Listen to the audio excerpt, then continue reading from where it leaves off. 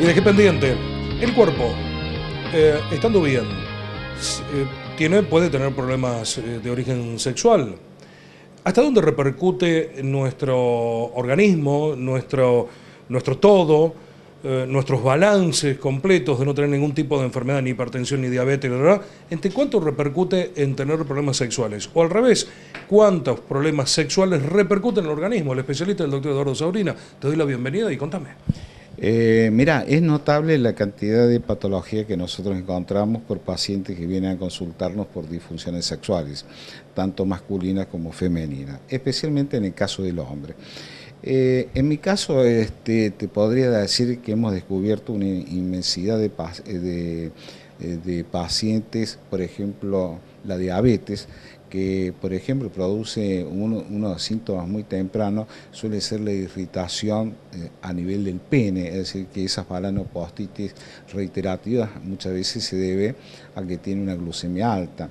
Otras veces también, como yo sigo considerando que todas las enfermedades sexuales se deben tratar científicamente y como cualquier otra patología, estudiarlo exhaustivamente. También nos hemos encontrado con pacientes con picos de tensión arterial que han sido asintomáticos. También encontramos otro elemento muy importante que es la obesidad en nuestro medio, que cada vez tiene más repercusión. También encontramos pacientes que no es que tengan una disfunción sexual, sino que la cantidad de medicamentos, especialmente algunos hipotensores, algunos medicamentos desde el punto de vista psiquiátrico, como los ansiolíticos, los antidepresivos, etcétera, etcétera, traen una repercusión que ahí entra el sentido común que nunca un médico de los que hacemos la especialidad debemos cambiar ningún medicamento sin el previo consentimiento del médico de cabecera. Otra de las grandes preguntas que pacientes que vienen a la consulta y que cuando superan los 45 años, creo que es totalmente obligatorio el examen de la glándula prostática, porque no solo podemos detectar precozmente un cáncer de próstata, sino que también hacemos prevenciones de algunas cosas, porque por ejemplo, pasados los 50 años, hay una patología que podemos decir que es un mito, una enfermedad, etcétera, etcétera, está en discusión todavía, que es la andropausia. En la andropausia generalmente hay una disminución de los niveles de testosterona y que generalmente se reflejan con una pérdida del deseo sexual. Pero tenemos que tener la plena seguridad que ese señor no es portador de un tumor maligno de próstata, sino realmente lo que estamos haciendo es agravar el cuadro de este paciente. Otras veces nos encontramos también con pacientes que están tomando una serie de descongestivos prostáticos y que traen severas alteraciones. Una de esas es finasteride, muy común. Otras veces gente joven que viene a la consulta y pregunta: doctor, tengo una disfunción sexual, no me diga nada, usted toma finasteride 1 miligramo. Así, para la caída de cabello se está usando mucho esa dosis. Con esa dosis de 1 miligramo produce impotencia sexual. Otro elemento que nosotros tenemos, que hay otros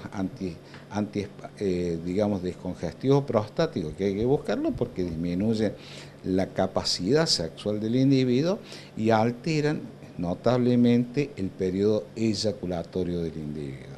Es decir, es muy importante la historia clínica del paciente, ver cada una y también ponernos en la segunda parte, independientemente del examen y antes de pedir todas las cosas, no es lo mismo tratar a un paciente que tiene una pareja estable y un paciente que no tiene una pareja estable, especialmente en una patología hipercomún que es la eyaculación precoz, que hoy, después de muchos años, hemos comprendido que la eyaculación precoz no solo tiene un componente, siempre se decía que era netamente psicológico, y hoy sabemos que está relacionado con dos elementos. Uno, desde el punto de vista orgásmico, que es la hipersensibilidad del glande, y otra sustancia que tenemos en el cerebro que se llama serotonina. Con lo que es una patología muy frecuente que se establece que probablemente pueda haber uno cada 4 pacientes o 5 pacientes que tienen esta disfunción, que en general es una disfunción que la tiene el hombre, pero que la padece fundamentalmente su pareja. Entonces siempre hay que ver su contexto, es decir, yo en mi vida no he conocido un paciente igual a otro, ni una pareja igual a otra. Así que por eso creo que digamos, los que hacemos este tipo de especialidad nos obliga a tener un grado de compromiso no solo con la urología, la ginecología, la endocrinología, la psicología, porque es mantener, digamos, todos son elementos que se introducen y fundamentalmente no hay patología orgánica que arrastre un componente psicológico o una severa patología psicológica arrastra un problema orgánico. Mientras vos estás charlando y te estoy prestando atención, vos sabés que ha venido a mi mente algunas cuantas preguntas de los televidentes que te la voy a formular en próximos programas. Antes de irme a la pausa de este encuentro de hoy, tengo que preguntarte algo que si bien es cierto, no tiene relación con la sexualidad, sí tiene relación con la urología. Y es una consulta que he tenido de un televidente sobre el cáncer de testículo, porque siempre hablamos de cáncer de próstata, de cáncer de mama, cáncer de acá, cáncer, pero el de testículo es como que no existe, y de hecho que existe. ¿Qué podemos decir al respecto rápidamente, doctor? Bueno, debemos decir que gracias a Dios los índices de tumores de testículos son muy inferiores a, por ejemplo, el cáncer de próstata. Por lo menos eso nos da una tranquilidad, pero fundamentalmente debemos pensar que los tumores de testículo deben ser precozmente diagnosticados y que fundamentalmente puede presentar el paciente ser asintomático, pero el paciente puede relatar una sensación de peso en uno de los testículos, otra vez un aumento de tamaño, otra vez un dolor, etcétera, etcétera.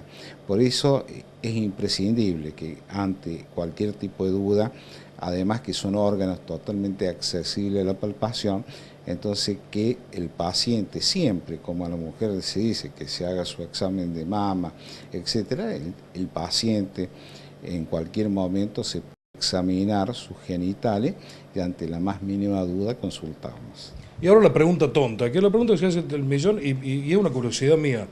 ¿Por qué ante un golpe duele tanto? ¿Tan vascularizado, tanta sensibilidad hay en los testículos? Sí, una hipersensibilidad bastante exquisita, además que se dermatiza con una gran facilidad y para colmo demora mucho para volver a su tamaño normal. Es decir, que los traumatismos hay que cuidarlos y fundamentalmente siempre yo le digo a la gente que practica especialmente ciclismo, equitación, los que andan permanentemente en moto, que tienen que tomar las precauciones porque digamos, tanto el apoyo que hacen sobre, digamos, sobre el asiento, lógicamente que traen algunos inconvenientes. Hay una serie de autores estadounidenses que no están de acuerdo con la utilización de la bicicleta en el caso del hombre. ¿Pero puede llegarse hasta la esterilidad por culpa de eso? No, pero puede producir pequeños traumatismos paulatinos que se dan a nivel de los cuerpos cavernosos que con el tiempo van a dar sus repercusiones. Hasta la próxima, Eduardo, gracias. Gracias a vos. Dije antes de la pausa, no, el cierre, hasta la próxima.